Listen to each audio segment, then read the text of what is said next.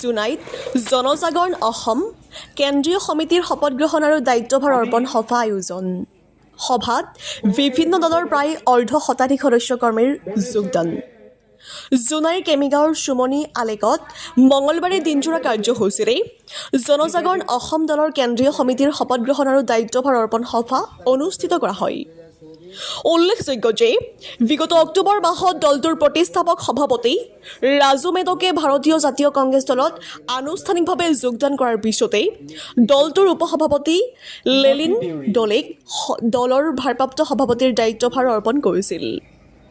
কিন্তু মঙলবাৰে দলটোৰ শপত গ্ৰহণ আৰু দায়িত্বভাৰ অৰ্পণ সভাত লেলিন ডলেক দলৰ সভাপতি দায়িত্ব অৰ্পণ কৰি 113জনীয়া এক শক্তিশালী কেন্দ্ৰীয় সমিতি গঠনৰ লগতে শপত বাক্য পাঠ কৰায়।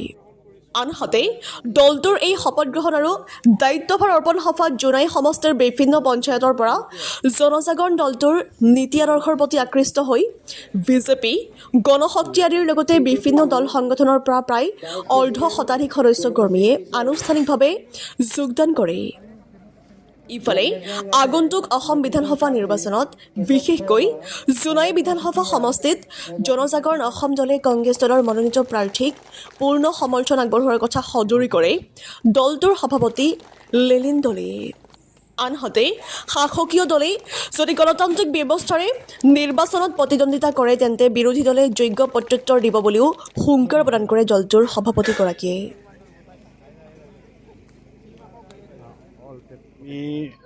জনজাগৰণ অসম কেন্দ্ৰীয় কমিটিয়ে 113জনীয়া সমিতি শপত গ্ৰহণ আমি আজি হৈছে আৰু আমাৰ কমিটিটো হৈছে 113জনীয়া আৰু আমাৰ পৰৱৰ্তী যি কাৰ্যসূচী আছে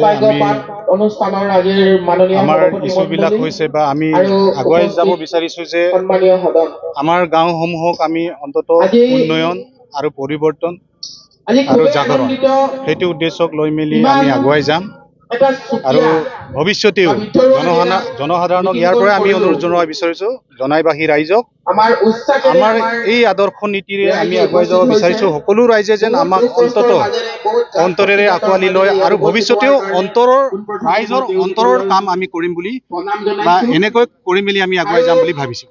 আমাৰ ইয়াত 50জনৰো অধিক সেইটোতো গণশক্তি দলৰ আহিছে, বিজেপি দলৰ আহিছে আৰু আমাৰ দলৰ সংগঠনৰ পৰাও আহিছে, এইটো বাটাক টেপাঙৰ পৰাও আহিছে। সেইটোৰ কাৰণে আমাৰ ইয়াত আজি 50ৰো অধিক যোগদান হৈছে। আমাৰটোতো হৈছে আমি জনজাগৰণ অসমে কেন্দ্ৰীয় কমিটিয়ে আমি একেলগে প্ৰথমে আলোচনা কৰিছোঁ, কৰাৰ পিছতে তেখেতে অব্যাহতি লৈছে, অব্যাহতি গ্ৰহণ কৰিছে, গ্ৰহণ কৰাৰ পিছত সি কংগ্ৰেছলৈ গুচি গৈছে।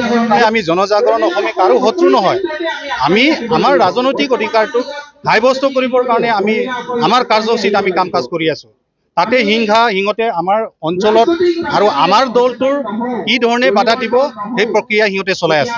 কাৰণ কিয় কৈ আছোঁ যে সিহঁতে আমাৰ দলটোৰ যদি উত্থান হয় বিজেপি ভুৱন পেগুৱে হাৰাটো কাটা।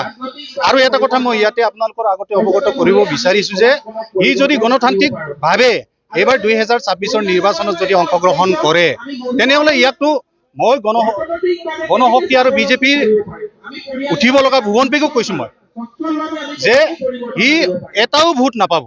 ই যদি গণতান্ত্ৰিকভাৱে সকলোক যদি অধিকাৰ দিয়ে সকলো নিৰ্বাচনৰ গণতান্ত্ৰিকভাৱে অংশগ্ৰহণ যদি কৰে। আৰু এটা কথা ইয়াতে মই ক'ব বিচাৰিছোঁ যে আমাৰ মিচিং অধ্যুষিত অঞ্চলত বিভিন্ন জাতি জনগোষ্ঠী আছে, কিন্তু আজি তাৰিখত আমি আমাৰ ৰাজনৈতিক অধিকাৰটো সাব্যস্ত কৰিব আমি পৰা নাই।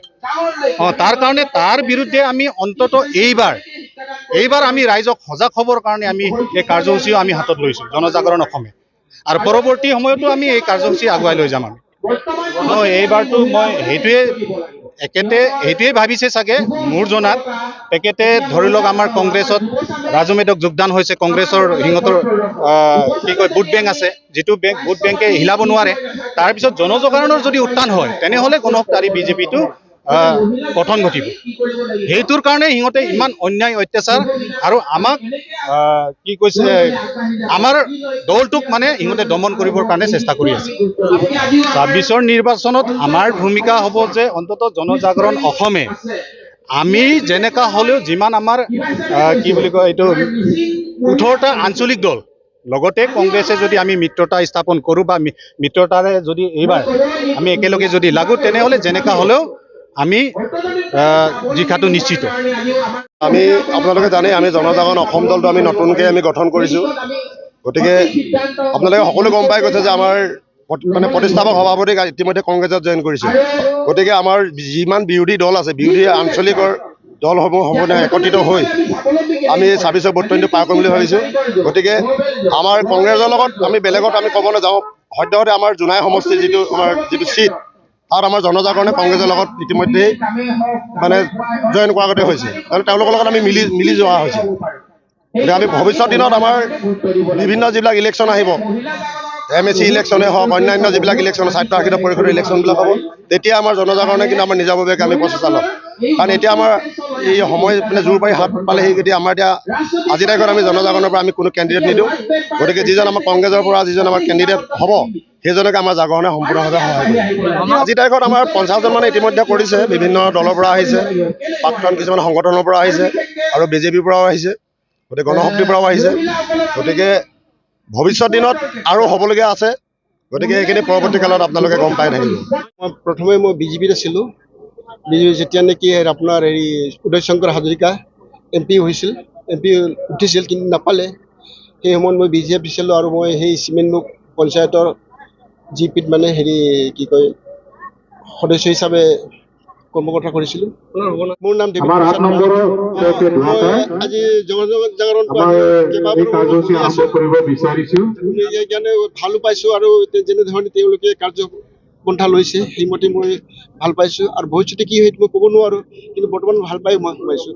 তেওঁলোকৰ পৰা প্ৰায় 15জনমান হ'ব। BJP মই আচলতে বিশেষ এটা কাৰণত ত্যাগ কৰিলোঁ, যিহেতু অলপ কিছুমান কৰ্মক্ষেত্ৰৰ লগৰবিলাকৰ দুখত মই BJP ত্যাগ কৰিলোঁ।